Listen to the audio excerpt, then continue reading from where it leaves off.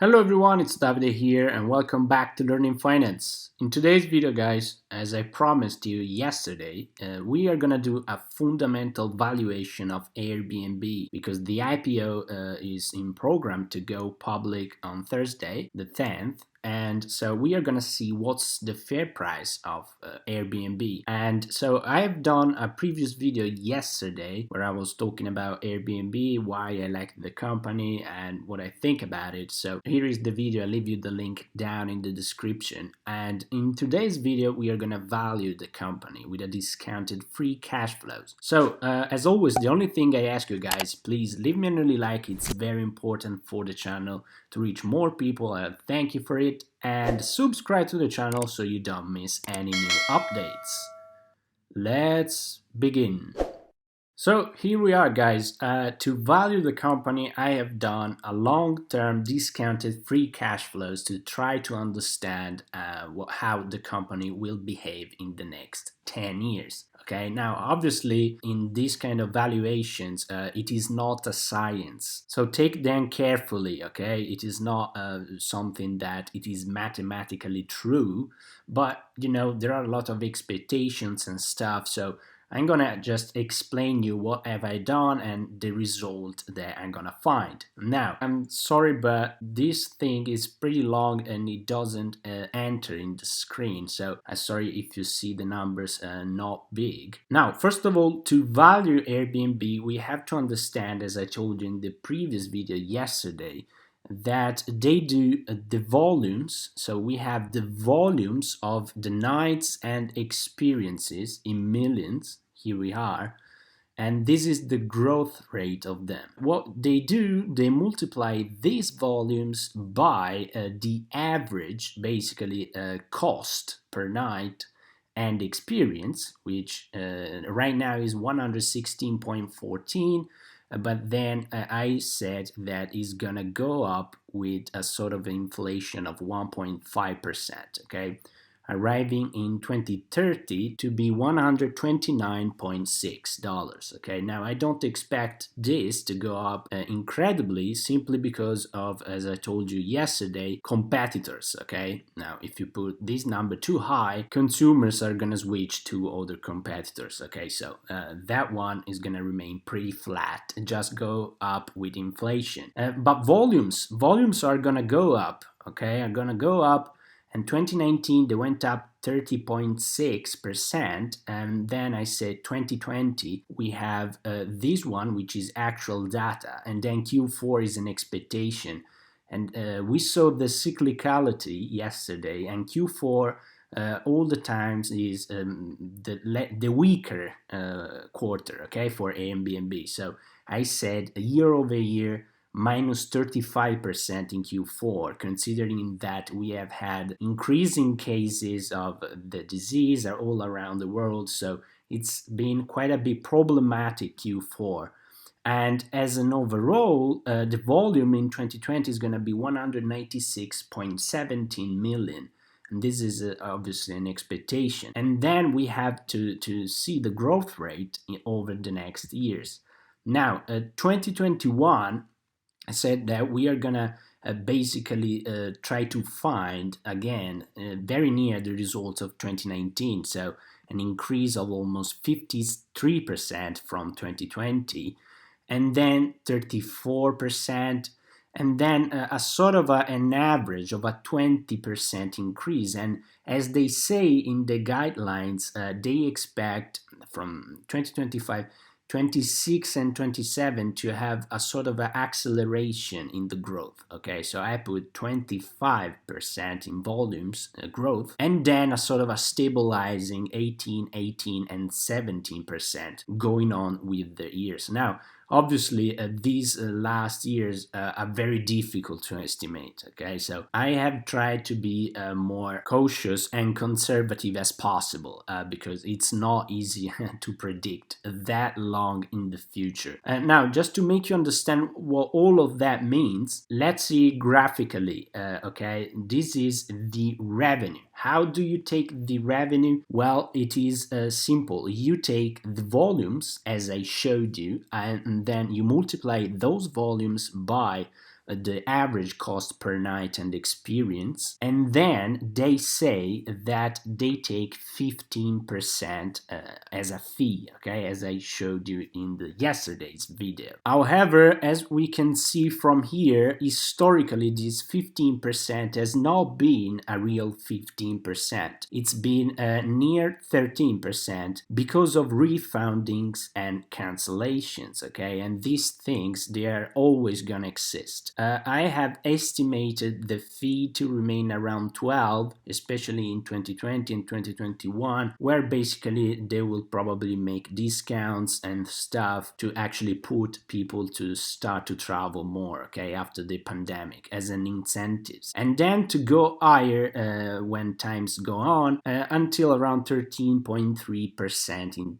2030. That's what I've done. And to find the revenues, it's pretty simple. You take the volumes, so you take the volumes, you multiply them by basically the average costs per night, which are those one, and then you take these percentages in fees out of what you find. So the gross booking value, which is this one. And then you have the revenue. Just before we're gonna see the revenue, the gross booking value with this valuation, we arrive in 2030 to have 229.2 billion in gross bookings value. Now, what that means, when we go to take a look at the S1 filings, they say that they try to identify the total available market for them, okay, so the TAM, and we see that as a short-term stays, they identify 1.2 trillion in total, and then experiences and attractions 200 billion, and then they have an SAM, which is 1.5 trillion, but then their TAM is estimated to be $3.4 trillion.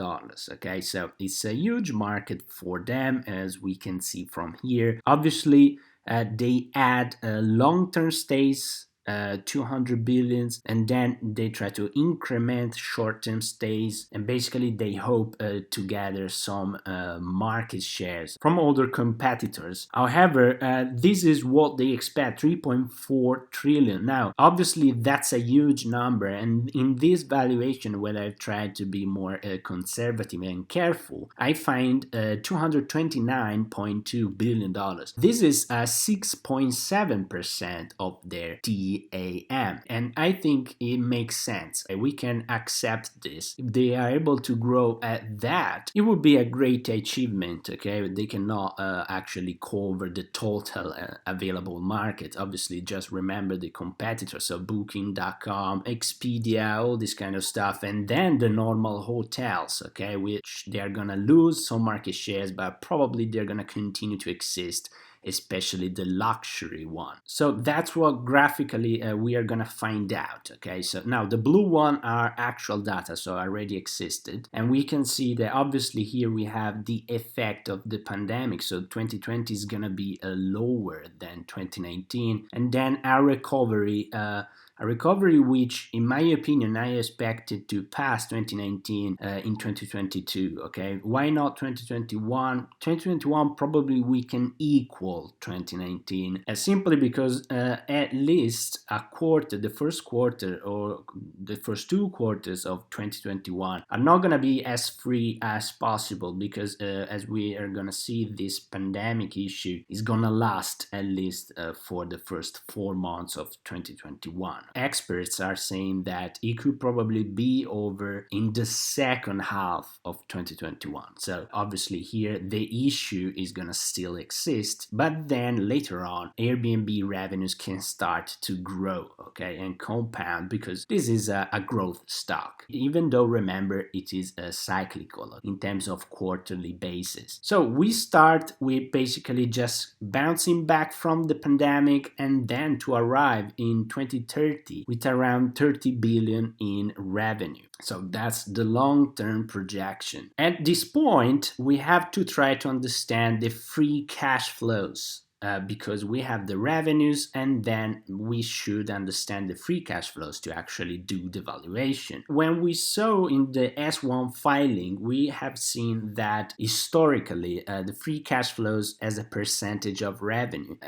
the peak has been 14% in 2018, and then has been quite volatile due to costs and expenses, especially in the marketing division and product development division. Now, I expect 2020 to be negative, that's without any doubts. But overall, as they are going public, I expect, as I told you yesterday, that this number is gonna sort of become more stable, okay? Stable and probably increase over the years. Now, we have seen that in Q3 2020, they have been able to achieve a free cash flow yield at 24%, okay? Now, that's in just one quarter, and probably to recover from the previous losses of Q1 and Q2. For the future, I wanted to be more conservative, and I have put a 10% 2021, and then a growth, recovery from the pandemic 2022, 15, and then 15.5, 16, 17, arriving at a 22% in 2030. Now, obviously, if these numbers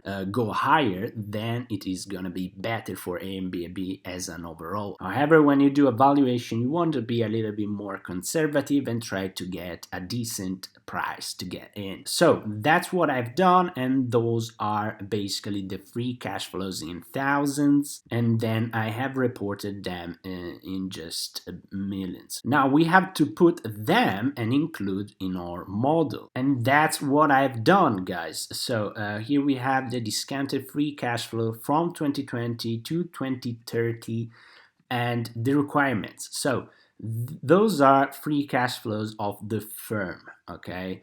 I have put 9.5% as a requirement discount rate because simply, now, first of all, AIRBNB has debt, and this debt, as we saw yesterday, it is quite expensive, okay? As an average, they spend around 10% as an interest yield. And then you obviously have the equity, which it is more expensive than the debt. But as a long-term valuation, I just put 9.5 because even though right now this term is going to be higher, probably when the firm becomes more mature, the pandemic goes away, then it is going to decrease, okay? So 9.5, I find it a decent number, both to be conservative and then to actually trying to average down the high expenses that they have right now. So perpetual growth after 2030, I just put 2.8. You can put 2.7. I mean, it is very difficult to estimate how much is going to be after that year. Obviously, the firm would have become quite big at this point, so at 2.8, I find it actually an acceptable rate. Now, what all of that gives us at this point, when you discount all of that back to today, so November, and now it could be November, December. Yeah, I just forgot to change this. It is December. And you have that the fair price, the fair valuation in billions of AIRBNB is this one, $57.9 billion. Now, if you just deduct the debt, so around 1.8 billion, 1.5 billion in debt, you have that your fair valuation would be around 56, let's say $56 billion. Now, the total shares outstanding, they say that it should be around 600 million, okay, depending on the dilution that they do, but it is between 595 and 601 probably, so that an average 600 million.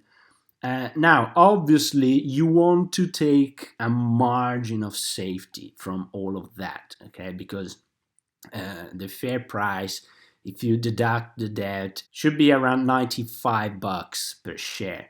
However, considering the uncertainties of this kind of valuation, long-term valuation, you want to take, I don't know, that's your call, guys, 30%, 35%, 25%, however you want. With a 30% margin of safety, you have a market cap of $40.5 billion for Airbnb. Now, considering that before, just 5 days ago, 4 days ago, they said it was 35, the IPO. Okay, so that would have been a strong buy. Now they are saying 42, and with the euphoria and enthusiasm, probably it can go even to 50, okay, the first day of the IPO. So honestly, I would like to buy Airbnb because I really like the company, but if I'm able to get in at around 40 billion, that probably would be a long-term strong buy, okay? If in the first day of the IPO I see craziness, I see too much euphoria, as we have seen in the last IPOs, so just 80% in a single day, well, probably I'm gonna wait, okay? So it all depends on the kind of euphoria that we are getting. I think that overall, with a decent margin of safety, 40 billion market cap is going to be acceptable, in my opinion, to jump in Airbnb long term. Okay, so that's my valuation, guys, and I hope you find this video interesting. So leave me a comment below. Tell me what is your thought about it. Are you gonna buy day one or are you gonna wait? So leave me a comment down below, subscribe to the channel, and as always, guys, have a wonderful day.